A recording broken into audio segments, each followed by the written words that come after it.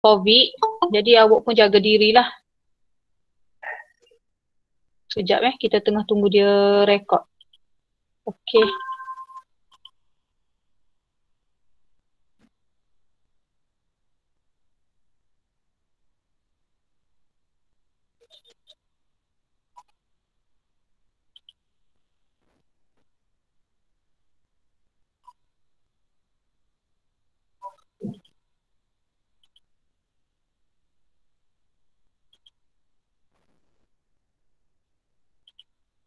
Okey, Nasuha, nampak tak slide cikgu? Dot lagi cikgu. Sekejap lagi. Tak nampak lagi? Nampak dah. Okey. Nampak dah? Okey. So, kalau nampak, kita mula dah. Okey, jadi malam ni kita akan masuk bab 25 iaitu kelestarian alam sekitar. Okey, tajuk ni sangat-sangat glamour lah. Dan memang menjadi orang kata apa, pilihan untuk soalan SPM. Okey, so untuk tajuk ni kita sekarang dah berada di bab 10. Jadi insya-Allah kita ada 3 bab lagi sebelum kita habis, dan cikgu janjilah habis je bab ni kita akan buat amali, sebab insya-Allah bulan 12 nanti awak akan ada peperiksaan amali. Jadi cikgu tak buat amali lagi dengan awak. Jadi kita akan buat amali dah. Habis je 3 bab ni kita buat amali. Okey. Untuk dalam tajuk ni, dalam bab 10 ni kita ada 4 subtopik, iaitu yang pertama kita nak tengok ancaman alam sekitar. Apa aktiviti-aktiviti manusia yang mengancam alam sekitar? Yang kedua, apa tindakan kita dalam untuk memelihara, memulihara dan pemulihan. 3 perkataan ni lain cikgu tak nak awak tukar. Ada pelajar dalam SPM 2020 baru ni tukar takir habis. Apa kita pelihara, apa kita buat untuk pulih balik, dan kita nak pulih semua ekosistem tu. Okay, yang ketiga, amalan-amalan yang kita boleh buat untuk melestarikan alam sekitar, dan tajuk akhir nanti kita akan tengok teknologi hijau dah. So kita ada 4 subtopik. Okey, kita pergi yang pertama, kita baca dululah. Okey, ejen kawalan biologi. Okey, ejen kawalan biologi untuk melestarikan alam sekitar. Okey, ejen kawalan biologi. Cikgu rasa awak pernah dengar kot kawalan biologi ni. Maknanya kita tak nak guna racun, kita nak guna kawalan biologi. Okey, jadi ejen kawalan biologi merupakan teknologi yang berkonsepkan ekologi yang mengawal serangan serangga perosak sayuran tanah tinggi seperti kubis, salad dan tomato. Awak faham ke? Dia ada apa ni? Serangga perosak yang memang dia ni merosakkan kubis, salad dan tomato di kawasan tanah tinggi seperti di Cameron Highlands. Jadi bila dia merosakkan tanaman ni, tak laku nak jual lah. Daun jadi berlubang-berlubang, daun jadi kuning, daun jadi cacat, kita nak jual macam mana? Okey, jadi dia kata contoh-contoh serangga perosak tu ialah seperti Diadema semiclothum, penyengat parasit. Penyengat parasit mana ni rupa dia? Penyengat parasit. Yang kedua, Cotesia vestalis, penyengat parasit juga. Awak tengok rupa dia macam sama je belakang. Okey, dan Conicia exigua, langau. Langau ni adik-beradik lalat tadi. Okey, merupakan contoh ejen kalan biologi yang terbukti berkesan mengawal serangan serangga perosak.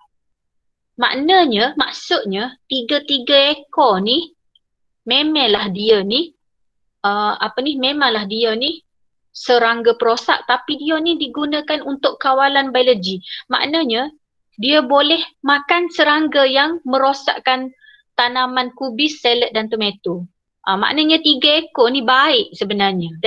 Baik dan digunakan sebagai kawalan biologi untuk kawal serangan serangga-serangga perosak yang lain. Okey, teknologi ini merupakan strategi Institut Penyelidikan dan Kemajuan Pertanian Malaysia MARDI dan Jabatan Pertanian dalam menjamin kualiti serta sekuriti makanan negara selain dapat mengurangkan pencemaran alam sekitar. Jadi kenapa kita tak nak guna racun perosak? Sebab dia merosakkan alam sekitar, berbahaya kepada kita bila kita makan. Jadi mengikut kajian MARDI dan Jabatan Pertanian, dia kaji, so dia dapati dia nak guna kawalan biologi. Maknanya dia guna serangga untuk kawal serangga yang lain. Ejen kawalan biologi ini bukan sahaja selamat untuk pengguna tetapi juga bermanfaat untuk memelihara kestabilan ekosistem. So cikgu harap awak faham lah deh, kawalan biologi ni maksud dia guna haiwan lain untuk kawal haiwan lain deh. Guna haiwan lain untuk kawal haiwan lain. Tak guna racun dah. Okey, kita tengok yang pertama deh. Ancaman alam sekitar 10.1. Okey, apa definisi kelestarian alam sekitar? Sekarang ni banyak guna istilah benda ni. Banyak sangat. Kalau kita baca akhbar ke, kita baca majalah ke, kita baca Facebook ke, dia banyak guna perkataan kelestarian alam sekitar. So maksud kelestarian alam sekitar sekejap ni, cikgu rasa ada pelajar nak masuk. So cikgu kesian dekat dia sekejap Saya rasa cikgu kena back balik. Okey, sekejap Dia dah banyak kali dah cuba nak masuk.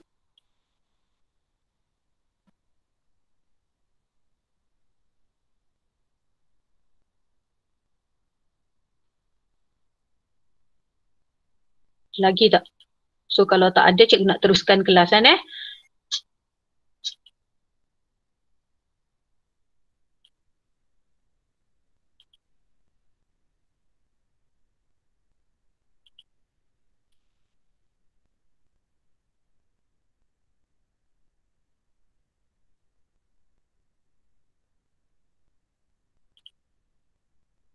Okey, nampak tak?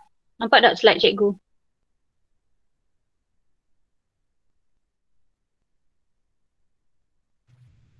Dia, nampak tak slide cikgu dia? Nampak cikgu? Nampak, okey. So kalau nampak, cikgu terus saja dah. Okey, jadi maksud kelestarian alam sekitar ni ialah keadaan alam sekitar yang kekal sama tanpa mengalami masalah kekurangan atau penurunan sumber semula jadi dan kualiti alam sekitar yang terjamin untuk satu tempoh masa yang panjang.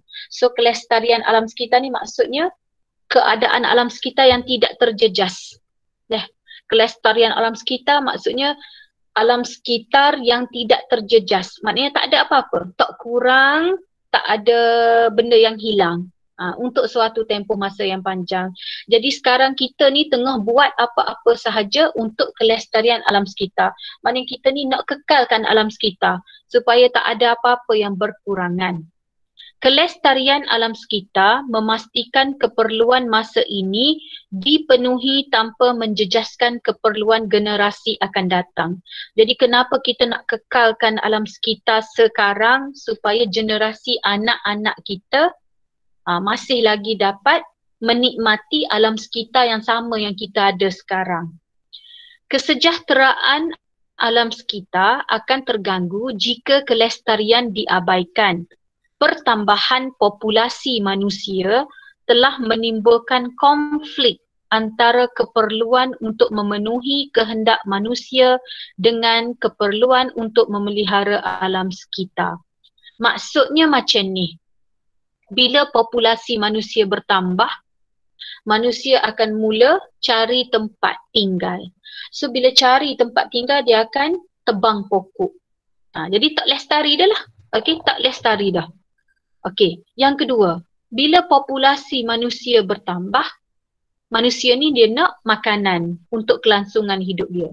Jadi dia akan tangkap ikan berlebihan, dia akan memburu binatang. Jadi binatang akan pupus. So alam sekitar kita tidak lestari dah. Yang ketiga, bila populasi manusia bertambah, makin ramai manusia, makin banyak sampah. Makin banyak sampah dibuang. Makin banyak makanan berlebihan, membazir. Jadi benda-benda tu akan menyebabkan alam kita tidak lestari. Awak faham dah deh? Bila manusia bertambah ni, keperluan kita nak makan, nak tempat tinggal, kita nak berkumuh bertambah. Okay, jadi penggunaan tong kitar semula merupakan salah satu strategi untuk melestarikan alam sekitar. Jadi kalau awak tengok sekarang ni, lama dah sebenarnya kita ada tong sampah kita semula, okay? Jadi sebenarnya tong sampah kita semula tu merupakan dalam banyak-banyak strategi. Dia adalah satu strategi untuk melestarikan alam sekitar. So kalau awak tengok di sini, awak kena biasakan diri deh, sebab di Kelantan ni cikgu rasa tak berapa sangat tong alam sekitar. Tapi kalau pergi KL, bandar-bandar besar, memang awak wajib kena patuhi benda ni. Okay, so kalau awak tengok ni, yang warna biru ni untuk buang kertas sahaja. Okay, kalau yang warna coklat ni untuk kaca. Kalau yang warna jingga ni untuk logam dan plastik. Jadi kalau pergi ke KL ke bandar-bandar besar, Johor, JB, awak kena buang ikut tong. Okey. Itu adalah satu strategi. Untuk soalan ni, lestari kebat, cikgu nak awak saling lah nanti deh. Nanti cikgu akan snap gambar slide, cikgu hantar. So awak kena saling. Jangan risau tentang jawapan, cikgu sediakan jawapan untuk awak. Okay, kita baca dulu. Cadangkan bagaimana program 3R, okay, iaitu mengurangkan, reduce, menggunakan semula, reuse, dan mengitar semula, recycle. Sebab tu dia panggil 3R. Mengurangkan, menggunakan semula, mengitar semula, sumber-sumber boleh diamalkan untuk mewujudkan suatu persekitaran hijau di sekolah anda 10 markah. Ini adalah soalan SPM 5 tahun sebelum ni. Dia tanya, bagaimana awak ni nak buat program 3R untuk mewujudkan persekitaran hijau di sekolah anda? Awak kena fikir. Awak nak buat gapo dengan program 3R untuk sekolah awak? Okay, so yang pertama, awak kena beri definisi dulu. Apa maksud reduce, kurangkan tu? So kurangkan tu maksud dia gunakan bilangan sumber atau bahan yang sedikit atau terhad. Maksudnya kita kurangkan penggunaan dia. Tu maksud kurangkan. Okey. Jadi caranya ialah untuk sekolah caranya ialah yang pertama, kita nak kurangkan budak-budak guna plastik. So kita nak apa? Kita galakkan pelajar untuk membawa sendiri cutlery atau sudu atau garfu atau cawan atau pinggan yang boleh diguna di kantin. Maknanya pelajar ni tak payah bawa dah. Maknanya kantin ni tak payah dah beri plastik, pinggan, dia tak payah dah. So kita bawa sendiri. Okay, jelas sebab dia nak cadangan kita. Okay, yang kedua, berkomunikasi melalui telefon, email, WhatsApp, laman web sekolah untuk mengurangkan penggunaan kertas atau surat. Maknanya macam sekolah kita buat law ni lah. Apa-apa ke dia send maklumat melalui WhatsApp group. So kita just tunjuk je lah kepada family kita, tak payah print dah, membazir je. Okay, yang ketiga, mencetak dokumen pada kedua-dua muka. Macam cikgu pun, cikgu sok pesan kepada pelajar sebelum ni, cikgu kata kalau awak nak cetak soalan cikgu ke, awak nak cetak PowerPoint cikgu ke, awak cetak belakang depan, jangan bazir. Kalau buat nota dalam buku pun guna belakang depan, kurangkan penggunaan kertas. Okay, yang keempat, menggunakan tenaga secara efisien dengan menggunakan mentol penjimat tenaga. Ni pun di sekolah, sepatutnya kita guna mentol penjimat tenaga. Maknanya kalau kita nak guna, kita masuk kelas barulah dia buka. Okay, lagi awak sebagai student juga mengurangkan penggunaan air. Maknanya kalau masuk dalam toilet ke apa ke, tak nak guna, tutup. Okay, sama juga macam tak nak guna elektrik dalam kelas, lampu kipas, tutup. Okay, tu contoh mengurangkan. Okey. Kemudian, apa maksud guna semula? Beri definisi dulu. Dapat satu markah dah ni. Okey, guna semula maknanya guna semula secara berulang kali. Guna sebelum menggantikannya. Maknanya kalau benda tu boleh guna 2 kali, guna baru tukar. Okey, guna berulang kali. So macam mana cara dia? Yang pertama kalau di sekolah, kumpul atau guna semula kertas yang masih kosong pada halaman sebelah. Maknanya kalau awak ada kertas-kertas lama, kertas di sekolah ke yang belakang dia masih kosong, guna untuk buat mengira admax ke apa ke, guna semula. Yang kedua, derma komputer, buku atau majalah atau peralatan atau perabot yang tidak digunakan di sekolah. Maknanya kalau ada almari yang kita tak nak guna ke, sofa ke, kita derma kepada rumah anak yatim ke dan sebagainya. Okay. Yang ketiga, guna bateri yang boleh di-charge semula. Lagi, nombor 4 ni bila cikgu ada buat ada kosong macam ni kena beri contoh. Guna semula plastik untuk jadikan pasu hiasan. Okay, guna semula kaca untuk ikut awak lah, guna semula kaca untuk dijadikan bekas pensel dan sebagainya. Yang ni awak kena bagi contoh sendiri dah. Nanti dalam nota awak buat sendiri. Okey, jelas ni macam ni, guna plastik untuk meletak gubahan bunga, untuk menanam bunga-bungaan di sekolah. Boleh berlaku. Okey, kemudian definisi kitar semula. Okey, kitar semula ni ialah tukar bahan buangan yang tidak boleh disingkir menjadi produk baru. Tu maksud recycle dah, kitar semula. Maknanya kita dah tak boleh nak guna dah dia. So kita kena kitar biar dia jadi benda baru. Tu maksud kitar semula. Jadi contoh di sekolah, guna tong kitar semula, iaitu kita mesti mengasingkan sampah ikut label pada tong kitar semula. Maknanya di sekolah tu kena ada tong kitar semula dah. Okay, yang kedua, kita nak kitarkan apa? Kita kitarkan bekas minuman, plastik, kaca yang dikumpulkan di sekolah. Maknanya kutik-kutik-kutik benda tu masukkan dalam tong kitar semula. Okey, lagi beri contoh lagi. Kertas, majalah, buku masukkan dalam tong kitar semula kertas. Okey, lagi beli kertas atau bekalan yang diperbuat daripada bahan kitar semula. Apa ni maksudnya, kalau awak nak galakkan kitar semula ni, awak beli daripada kedai Eko ke, cikgu nampak di kedai Eko lah banyak buku. Dia apa ni, dia punya kulit, dia punya kertas tu warna kuning ke. So itu ialah tandanya buku tu daripada kitar semula. So galakkan beli buku plastik daripada kitar semula. Okey, lagi buat pengkomposan.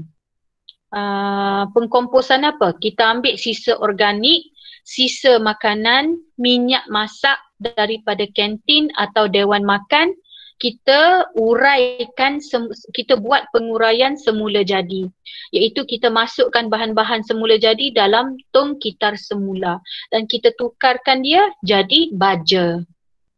Sekolah kita ada benda ni di belakang blok tingkatan 4 tu. Kita ada tempat kitar semula. Okey, kemudian kita ada tempat pengkomposan. Okey, lagi nombor 8, mendidik guru, murid tentang bagaimana untuk melakukan pengkomposan dan kita adakan pertandingan kitar semula. So ini ialah antara 3 aktiviti yang boleh dibuat di sekolah. Jadi dia jadi soalan SPM tahun tu. Okey, ni contoh-contoh lah saja je cikgu tunjuk ni. Ni awak tak payah salin dah. So awak kena ingatlah tong biru ni untuk kertas. So apa-apa sajalah kertas kertas berwarna ke, kertas tidak berwarna ke, awak masuk dalam tong biru. Kalau tong warna coklat ni memang untuk kaca, botol kaca, botol vitamin, botol kosmetik. Okay, kalau yang warna jingga ni dia memang khusus untuk aluminium, keluli dan plastik. Okey, ni saja je. Okey, kemudian lagi, awak boleh cadangkan juga, ni jawapan dia juga awak boleh cadangkan juga dari segi pendidikan, iaitu kita adakan pelan, kempen atau aktiviti kesedaran semasa majlis. Contoh kalau awak ingat lah, cikgu pun tak tahulah awak ingat lagi ke tak, cikgu pernah buat pameran teknologi hijau. Okey, jadi sebenarnya masa cikgu buat pameran teknologi hijau tu, tujuan kita supaya murid ni sedarlah tentang kita semula. Okey, lagi memastikan ibu bapa sentiasa dimaklumkan tentang aktiviti 3R di sekolah. Lagi yang ketiga, dengan melaksanakan program 3R, iaitu boleh mencipta persekitaran mesra eko. Macam contoh kita buat pertandingan. Dah. Okey, habis. Okey, yang ni tak payah buat lah. Okey, seterusnya kita nak tengok ancaman alam sekitar. Kalau awak ada tak faham, terus tanya cikgu dah.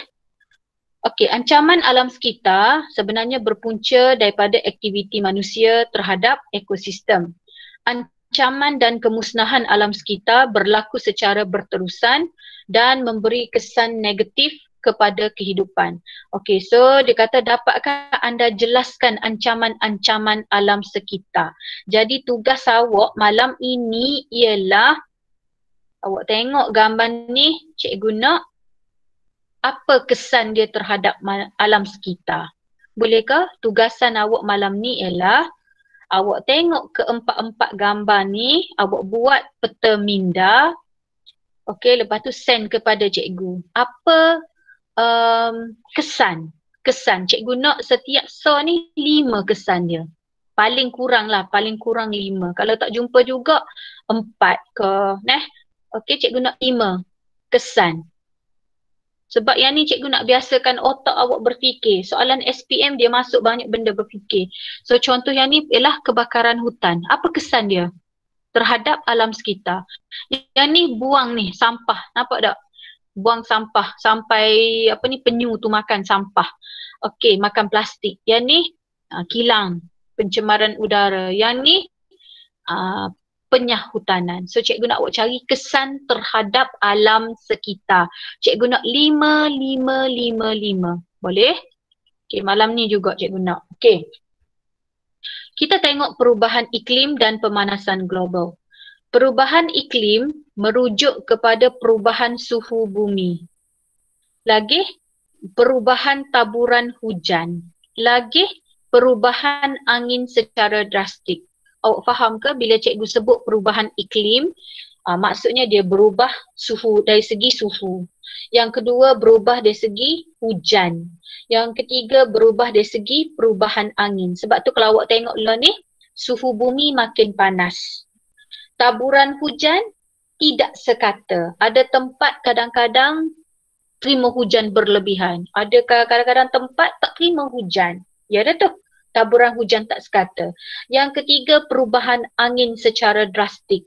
Ada tempat-tempat kena ribut taufan.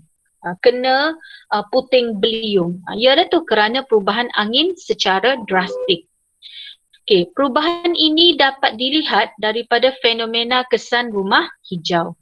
Apabila pancaran cahaya matahari memasuki atmosfera bumi, sebahagian daripada pancaran itu dipantulkan semula ke atmosfera bumi dalam bentuk sinar inframerah. Okay, maksudnya bila cahaya tu masuk ke atmosfera bumi, sepatutnya pancaran tu kita terima sedikit saja. Selebihnya dia akan pantul balik ke atmosfera bumi dalam bentuk sinar inframerah. Semasa pembebasan tenaga haba, kebanyakan daripadanya akan diserap oleh gas rumah hijau seperti gas karbon dioksida, gas metana, gas nitrogen oksida dan gas klorofluorokarbon CFC terdapat dalam atmosfera bumi dan mengelakkannya dipantulkan kembali ke ruang angkasa. Faham kedok ni? Maksudnya gini, kalau cahaya matahari masuk ke bumi, cahaya matahari masuk ke bumi, sepatutnya kita terima sikit saja. Maybe lebih kurang dari 50% kita terima. Okay, untuk kegunaan kita. Selebihnya sepatutnya dia balik semula ke atmosfera. Dia balik semula. Tetapi masalahnya sekarang, dia masuk 100, okay, dia nak balik semula 50 tu dia tak boleh. Jadi mungkin kita akan terima 80%. Masuk 100, tapi 20 je balik. 20 je balik ke atmosfera. Maknanya kita terima 80. Kenapa kita terima 80 tu? Sebab dia terperangkap dah. Cahaya tu terperangkap oleh gas rumah hijau. Dia tak boleh nak balik semula dah ke atmosfera. Sepatutnya kita terima 100, kita guna 50 lagi balik semula. Tapi masalahnya sekarang dia masuk 80 kita dapat, 20 lagi balik. Kenapa kita dapat 80? Sebab dia terperangkap. Dia diperangkap oleh gas rumah hijau. Contoh, gas karbon dioksida, gas metana, gas nitrogen oksida, gas CFC, kloro, C kloro, F fluoro, C karbon. Cikgu saya kena ingat ke gas-gas rumah hijau ni? Kena ingat. Okay, jadi dia terperangkap dalam gas-gas rumah hijau ni menyebabkan tidak dapat dipantul semula ke ruang angkasa. So dia nak balik semula tak boleh. Okay. Tenaga haba yang tidak dipantulkan ini menyebabkan suhu bumi tidak terlalu sejuk. Maksudnya suhu bumi panaslah. Jadi kebanyakan gas, contohnya gas karbon dioksida terbentuk secara semula jadi. Walau bagaimanapun aktiviti manusia telah menyebabkan kepekatan gas-gas ini meningkat dan lebih banyak tenaga haba terperangkap.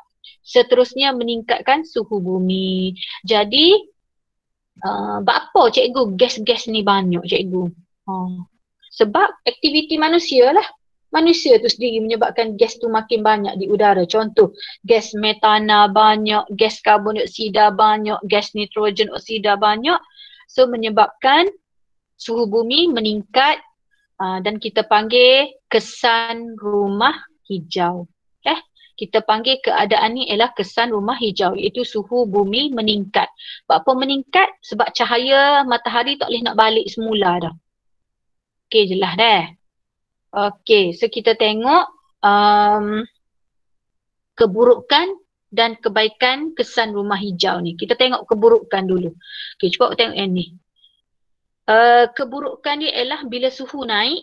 Okey, yang pertama meningkatkan suhu bumi. So bila kalau satu kawasan panas, kita panggil kesan rumah hijau. Tapi bila makin banyak tempat panas, kita panggil dia pemanasan global. Awak faham ke kesan rumah hijau dengan pemanasan global ni serupa? Panas, tetapi kesan rumah hijau ni setempat. Katakan Kuala Lumpur je kesan rumah hijau. Tapi bila benda tu merebak, Jakarta kena, mana lagi?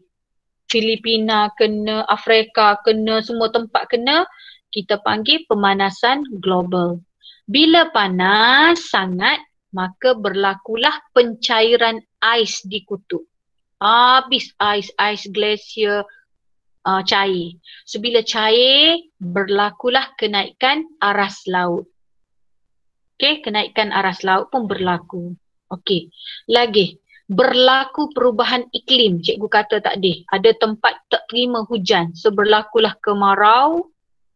Lagi perubahan arah angin yang menyebabkan ribut dan taufan. Okey, macam contoh baru ni ke? Banyak ribut taufan ke apa. Macam-macam nama dah sekarang ni. Okey, lagi. Bila tempat tu kemarau, tak ada air, kehilangan flora dan fauna kerana perubahan suhu serta kehilangan sumber makanan dan habitat. So ini ialah keburukan daripada kesan rumah hijau. Okey, tapi ada kebaikan dia juga. Yang pertama, okey, kita tengok dah. Sepatutnya ni sinaran cahaya matahari. Dia masuk ke bumi. Kita pun terima. Okey, selebihnya sepatutnya dia balik semula. Jadi sinaran inframerah. Tetapi sekarang dia masuk ke kita, dia tak sekelip. Nampak tak dia kata ni, sinaran inframerah disrupt oleh gas-gas rumah hijau. Dia nak balik tak boleh. Sebab apa? Sebab di udara kita ni ada banyak gas-gas rumah hijau. So dia tak boleh. Jadi bila dia tak boleh balik tu, maka ada juga cahaya tu, kita ada ladang solar. Betul tak? Kita ada ladang solar, kita ada apa lagi? Kita adalah teknologi lah ni yang mana kita boleh menapis dan memantulkan semula tenaga solar yang tidak diingini. Kita ada banyak dekat ladang solar di Kelantan ni pun ada dasar. tengah buat. Lepas tu di China memang dia ada besar ladang solar. Dia panggil ladang solar dulu ni. Dia perangkap cahaya matahari. Dia guna untuk mengekalkan kehidupan di bumi. Okey, lagi bila dia perangkap dia guna untuk kehidupan kita, so boleh mengekalkan aras air laut dan menghalang pencairan ais. Okey, ada baik, ada buruk lah. Okey, next kita pergi lagi kepada faktor yang menyebabkan kesan rumah hijau dan gas rumah hijau yang terlibat. Okey, ni faktor-faktor dia lah. So, bila kita bakar bahan api fosil ni ialah kita makin banyak kereta kan, makin banyak kilang, so kita akan bakar lagi banyak bahan api fosil. Jadi bila kita bakar banyak bahan api fosil, kita membebaskan banyak karbon dioksida dan nitrogen oksida. Cikgu panggil gas ni NO, nitrogen oksida. Bila awak bakar bila awak tebang pokok tak ada, so gas karbon dioksida akan berlebihan. Sebab sepatutnya pokok guna karbon dioksida, tapi sebab awak dah tebang pokok, so berlebihanlah karbon dioksida. Aktiviti penternakan. Bila lagi banyak binatang, najis dia tu, tahik dia tu banyak sangat menyebabkan dia membebaskan gas metana. Macam contoh India kan, dia guna tahik lembu untuk memasak kan, sebab tahik tu sendiri membebaskan gas metana. Okey, aktiviti pertanian, baja nitrogen. Bila kita guna banyak aktiviti pertanian kan, bila kita guna banyak pokok-pokok mati jadi baja tu, kita sebenarnya pokok yang kita tebang-tebang, kita biarkan dia tanpa kita bakar, dia sebenarnya dia membebaskan nitrogen oksida. Okey, lagi penggunaan bahan penyejuk. Okey, sekarang banyak sebab suhu kita panas, kita pakai banyak peti sejuk, aircon. So semua tu membebaskan CFC, chlorofluorokarbon. Jadi ini ialah akibat kesan perubahan iklim. Itu yang pertama, jadi kemarau. Nampak kemarau, kita panggil dia fenomena El Nino. Kalau kemarau kita panggil fenomena El Nino, menyebabkan cuaca panas dan kering melampau sehingga menyebabkan kemarau. Kalau banjir luar biasa kita panggil fenomena La Nina. Jangan tukar El Nino panas, La Nina banjir, menyebabkan hujan lebat luar biasa sehingga mengakibatkan banjir yang serius. Setakat ni ada nak tanya cikgu tak? Ada nak tanya? Okey, cikgu sambung lagi. Kita ada masa 15 minit lagi. Okey, kita pergi kepada penyahutanan dan kehilangan biodiversity. Okay, dapatkah anda bayangkan apa yang akan berlaku kepada hutan sekiranya pokok-pokok ditebang tanpa perancangan?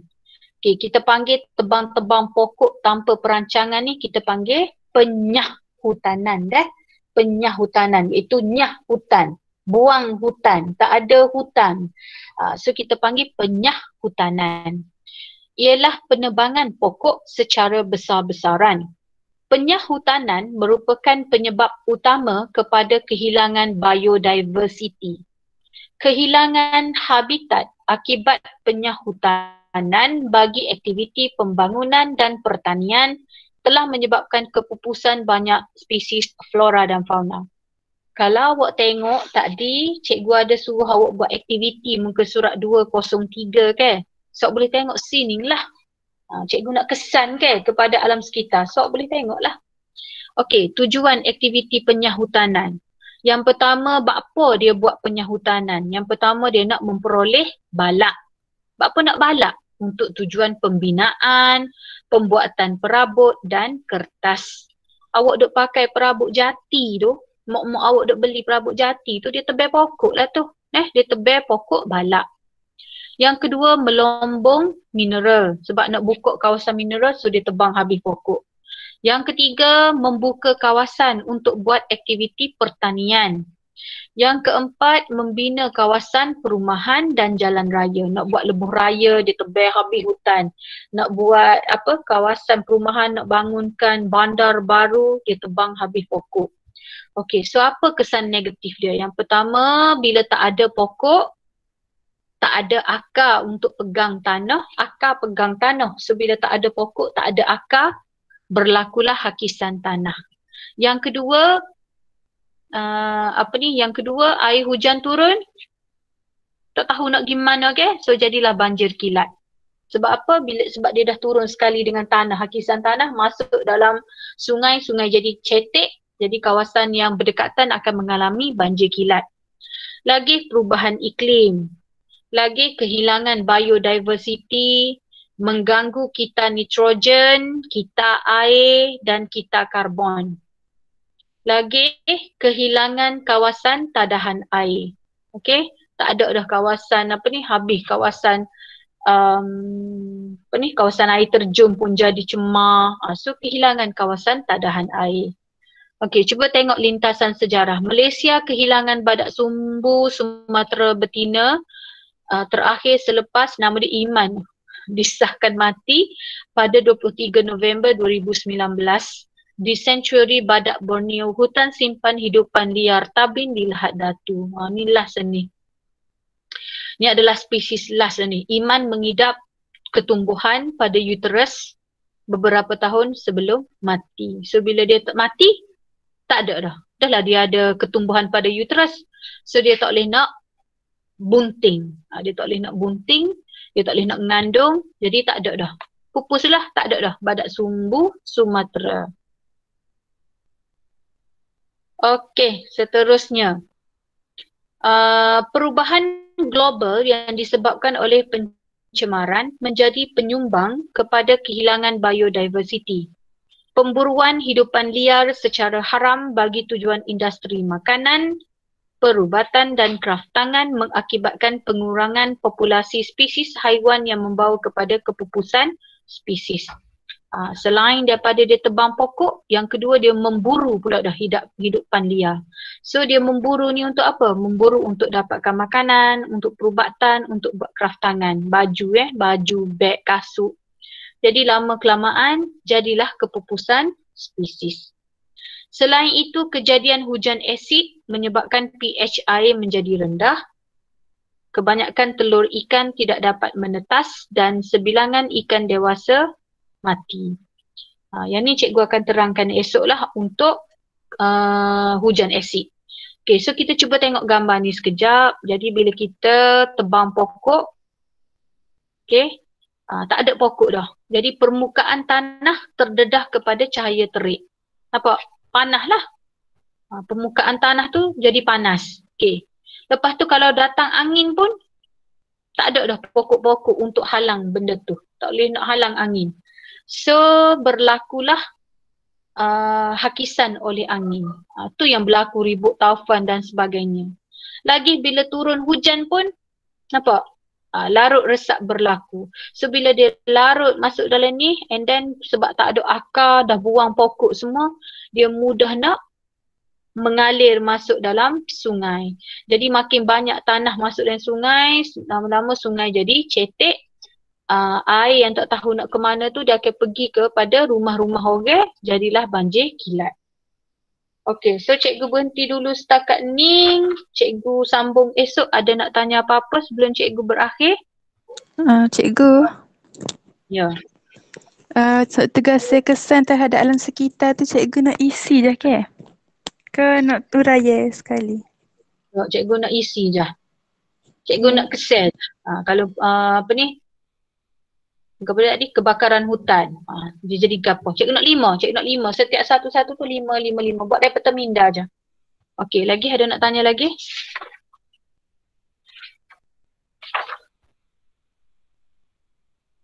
Lepas tu tugasan awak lagi ialah saling pasal reduce, recycle tadi. Okey, so kalau tak ada apa-apa, cikgu sambung esok lah eutrofikasi deh. Sebab eutrofikasi ni dia panjang, cikgu kena jelah panjang lagi. Okey, so kalau tak ada apa-apa, kita jumpa esok. Okey, kita jumpa esok deh. Okey, Assalamualaikum. Nanti cikgu hantar slide. Waalaikumsalam. Terima kasih cikgu. Terima kasih cikgu. Terima kasih cikgu. Terima kasih cikgu. Assalamualaikum. Terima kasih cikgu. Terima kasih Cikgu, cikgu. terima kasih.